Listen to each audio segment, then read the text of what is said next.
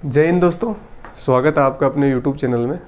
तो दोस्तों, जैसा कि आप लोग जानते हैं, अपन संविधान से संबंधित कुछ महत्वपूर्ण जो चैप्टर्स हैं उनको पढ़ रहे थे। तो उसी क्रम में आज अपन लेके आए हैं भारतीय संविधान की प्रस्तावना या फिर उद्देशिका, कि भारतीय संविधान की प्रस्तावना का किस प्रकार से इसका स्वरूप है, किस प्रकार से इसके अंदर ये कार्य करती है, किस प्रकार से इसके अंदर उद्देश्य रखे गए हैं। ये सब चीज़ें अपन इस वीडियो के माध्यम से सीखेंगे और समझने का प्रयास करेंगे और याद रखने का प्रयास करेंगे, ताकि आने वाले कॉम्पिटिटिव एग्ज़ाम में आप ज़्यादा से ज़्यादा क्वेश्चन सही कर पाओ और अपने लक्ष्य को जल्दी से या शीघ्रता से प्राप्त कर सको। तो इसी क्रम में आइए दोस्तों, अपन शुरू करते हैं।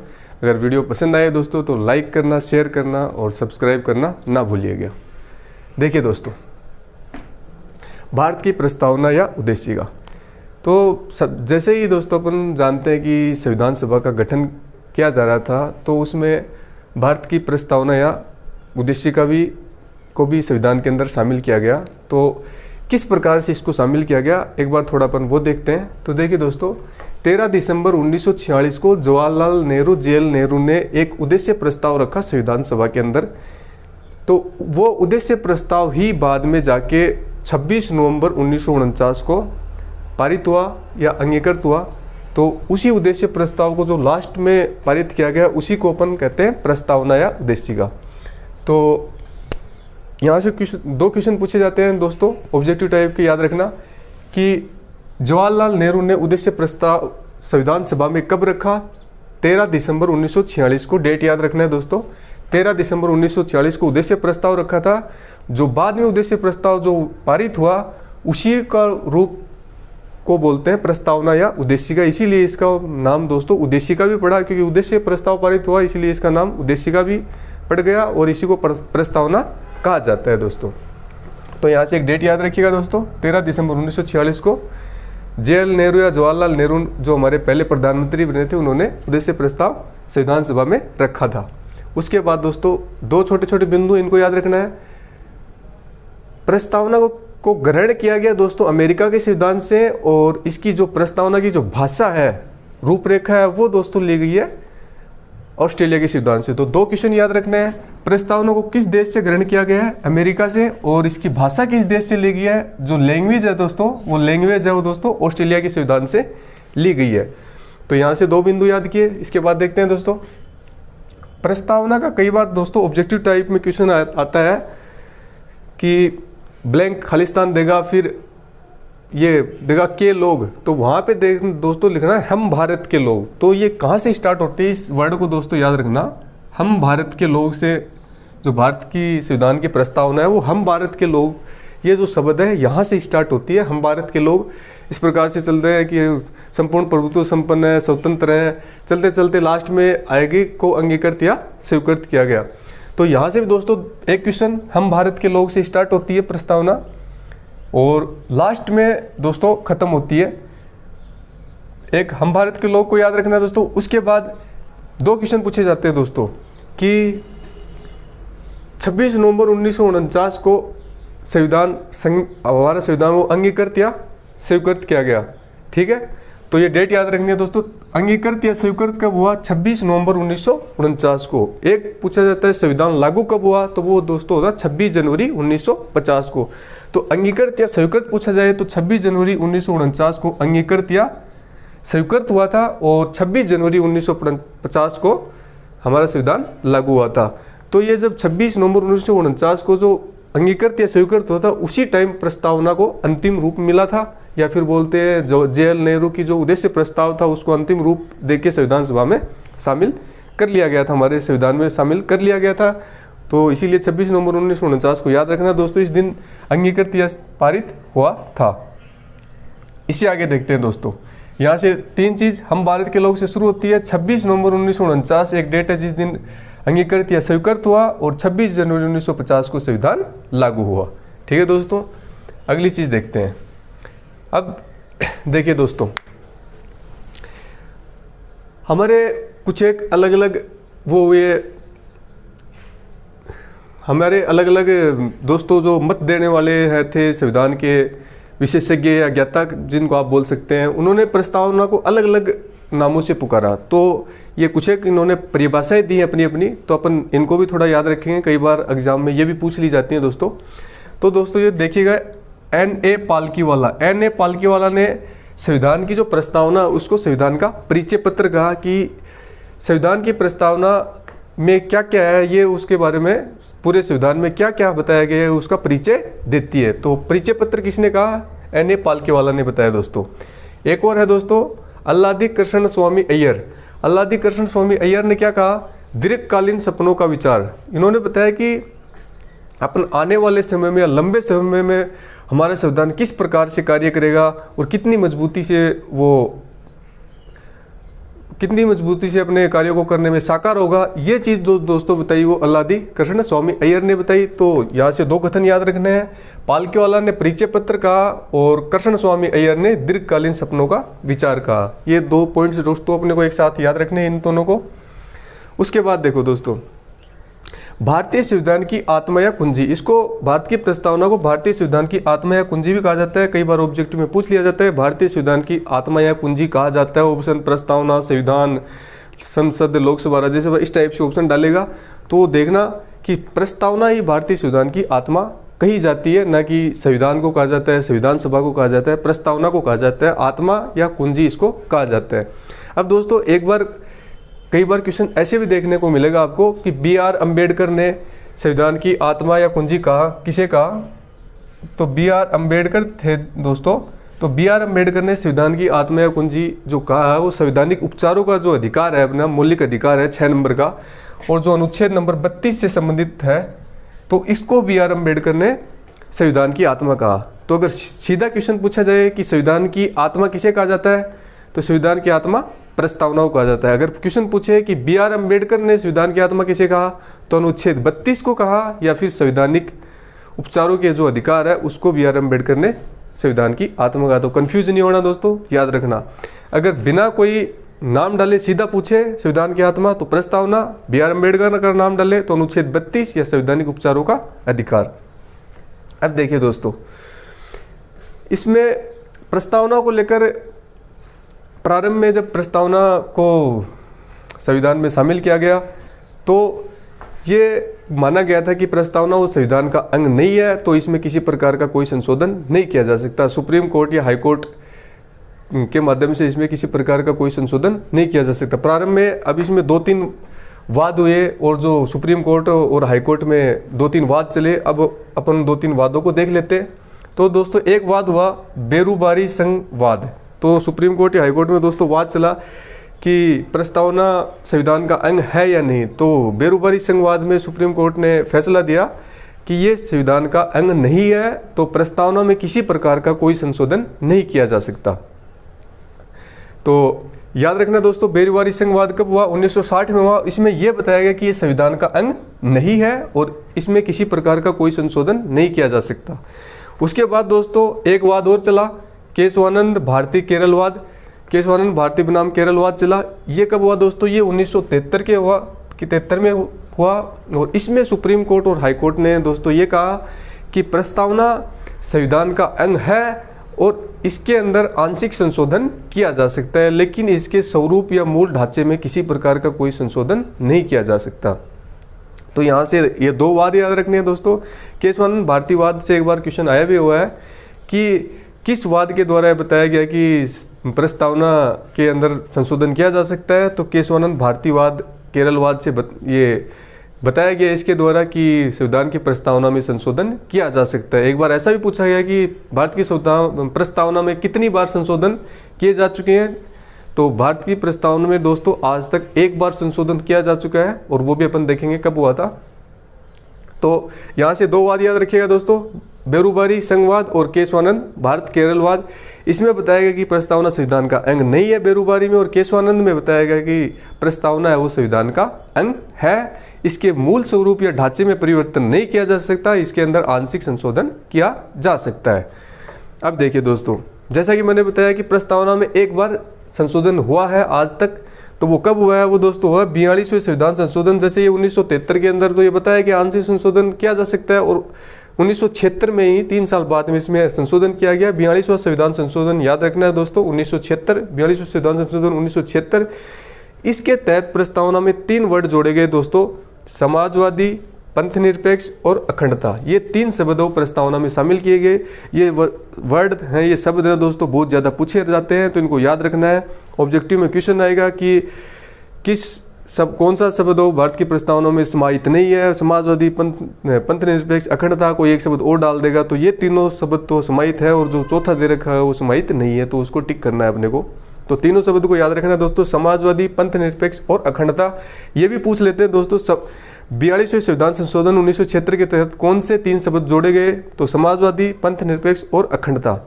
तो अपने वो तीनों वर्ड याद रखने हैं ताकि क्वेश्चन एग्जामिनर में किसी भी प्रकार से पूछे तो हम उसका सही जवाब लगा सकें।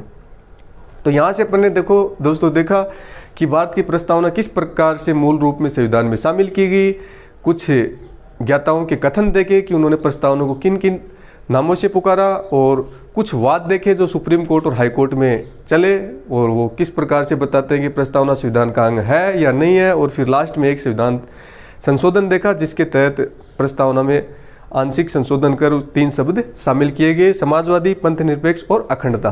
अब देखिए दोस्तों, अपन प्रस्तावना को मूल रूप से समझने का प्रयास करते हैं कि आखिर प्रस्तावना है क्या, इसका डिटेल से एनालिसिस करते हैं ताकि अपन एक प्रकार से कहें तो संविधान को पूरे रूप से अगर अपन ने प्रस्तावना को समझ लिया तो अपन ने संविधान का लगभग 20-25% पार्ट समझ लिया कि संविधान में है क्या, किस प्रकार से हमारा संविधान कार्य करता है और क्या क्या उसमें विशेषताएं हैं, वो सब अपन समझ पाएंगे। तो इसको एक बार समझने का प्रयास कीजिएगा दोस्तों। यहाँ पे प्रस्तावना को दोस्तों मैंने मोटे तौर से 3 पार्ट्स में डिवाइड किया है ताकि समझने में थोड़ी आसानी हो।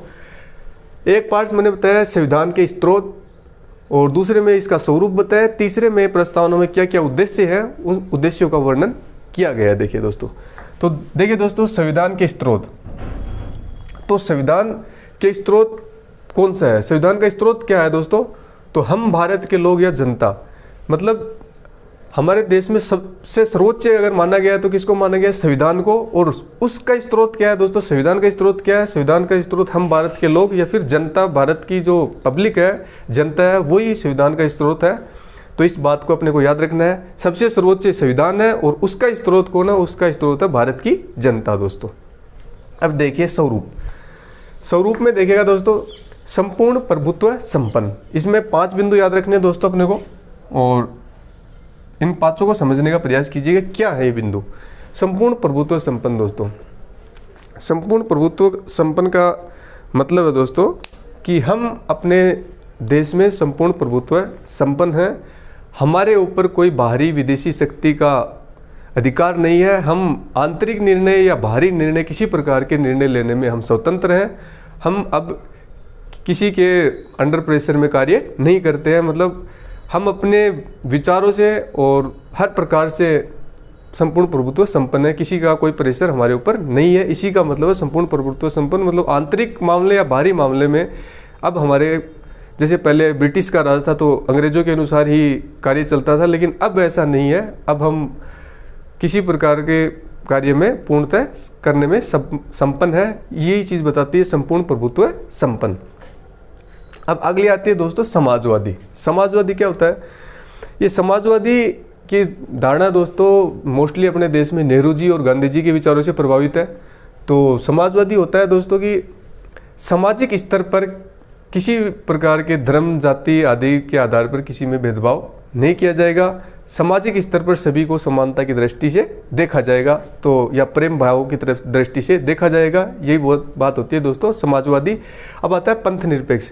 पंथनिरपेक्ष दोस्तों होता है कि भारत का या संविधान का कोई धर्म नहीं है, धर्म है वो वहाँ की जनता का है, वहाँ के लोगों का है, सभी लोग अपने धर्म को मानने की छूट है, प्रचार प्रसार करने की छूट है, लेकिन संविधान का कोई धर्म नहीं है। भारत जो देश है या किसी राज्य का या देश का कोई पर्टिकुलर धर्म नहीं है, धर्म है वो लोगों का है। तो ये चीज़ बताती है दोस्तों पंथनिरपेक्षता। और लोकतंत्रात्मक, अब लोकतंत्रात्मक का दोस्तों मतलब है लोगों का शासन। लोकतंत्रात्मक का मतलब है लोगों का शासन, कि लोग हैं वो अपने मताधिकार के द्वारा भारत के जो संविधान के प्रमुख पद हैं उनका चयन करेंगे। और जनता का, जैसे अपन इसको ऐसे भी पढ़ समझ सकते हैं, एक अब्राहम लिंकन का कथन है, जनता का, जनता के लिए, जनता के द्वारा शासन। तो वो चीज़ क्या दर्शाती है? लोकतंत्रात्मक शासन प्रणाली को दर्शाती है। और लास्ट आता है दोस्तों अपना गणराज्य या गणतंत्र। कई बार दोस्तों ये कंफ्यूज करते हैं, ध्यान रखना कि गणराज्य थोड़ा अलग चीज़ है और लोकतंत्र अलग है। समझने ये क्या है? लोगों का शासन।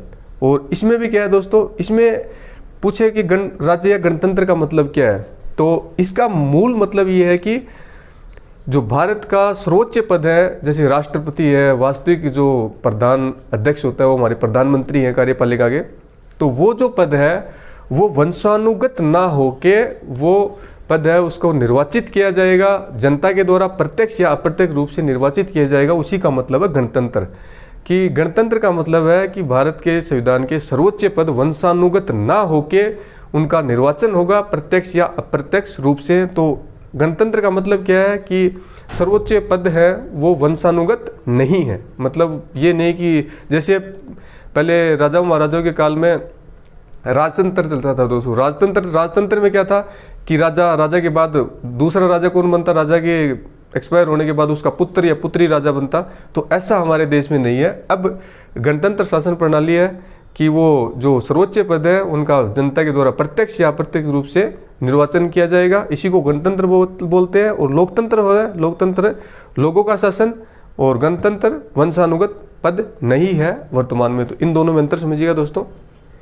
तो यहाँ से अपन ने इन 5 को समझा दोस्तों। स्वरूप किस प्रकार से आत्मा का स्वरूप है, इसमें 5 बिंदु है: संपूर्ण प्रभुत्व संपन्न, समाजवादी, पंथ निरपेक्ष, लोकतंत्रात्मक, गणराज्य या गणतंत्र।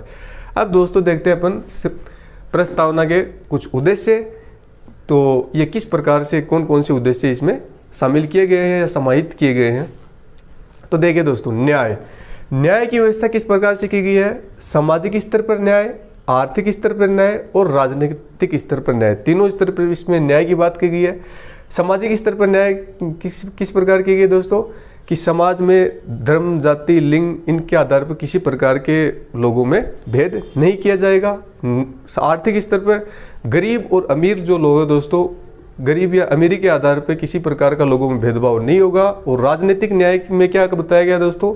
राजनीतिक न्याय में बताया गया दोस्तों कि संविधान के अंदर सभी प्रकार के लोगों को राजनीतिक स्तर पर समानता प्रदान की गई है। वो आके मंच पे बोल सकते हैं और पार्टी बनाने का भी उनको अधिकार है। तो राजनीतिक स्तर पर सभी लोगों में समानता बताई गई है इसमें। अब देखिए दोस्तों, स्वतंत्रता के अंदर दोस्तों सभी प्रकार की स्वतंत्रताएं शामिल की गई हैं।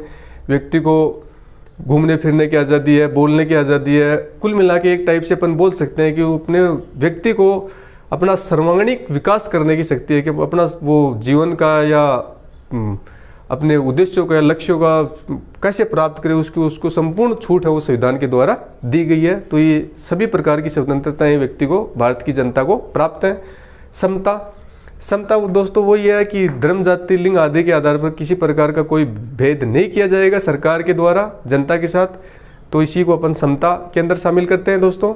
और व्यक्ति की गरिमा दोस्तों यही है कि व्यक्ति को अपनी जो बोलते हैं जीवन जीने का अधिकार, जिसमें आवश्यक चीज़ें हैं, रोटी, कपड़ा, मकान, शुद्ध पानी, बिजली, शुद्ध पानी और चिकित्सा की व्यवस्था, विदेश में घूमने की व्यवस्था, वो सब व्यक्ति की गरिमा के अंदर शामिल किया गया है कि व्यक्ति किस प्रकार से अपने जीवन में सुखी रह सकता है या अपने जीवन में आगे बढ़ने के लिए एक सुखी व्यक्ति ही एक सुखी समाज का निर्माण करता है दोस्तों। और सुखी समाज ही एक सुखी राज्य और समृद्ध राज्य या फिर समृद्ध राज्य एक समृद्ध राष्ट्र का निर्माण करता है। इसी प्रकार व्यक्ति की गरिमा का संविधान में ध्यान रखा गया है और व्यक्ति या आम नागरिक को सभी प्रकार की छूट दी गई है दोस्तों। अब देखिए दोस्तों, राष्ट्र की एकता एवं अखंडता की हमने काफ़ी जगह पढ़ा है कि संविधान की प्रस्तावना में ये बात बताई गई है कि राष्ट्र की एकता और अखंडता को बनाए रखने में अगर कोई व्यक्ति विभेद उत्पन्न करेगा तो उसके ऊपर कानूनी कार्रवाई की जाएगी। तो भारत की राष्ट्र की एकता एवं अखंडता का जो प्रावधान बताया गया है दोस्तों, वो भी प्रस्तावना में बताया गया है। और बंधुत्व है दोस्तों, भाईचारा या प्रेम भाव अपन कह सकते हैं कि भारत के सभी लोग आपसी प्रेम भाव से रहें और अपने जीवन का विकास करें, ये बंधुत्व की भावना का विकास बताया गया है दोस्तों।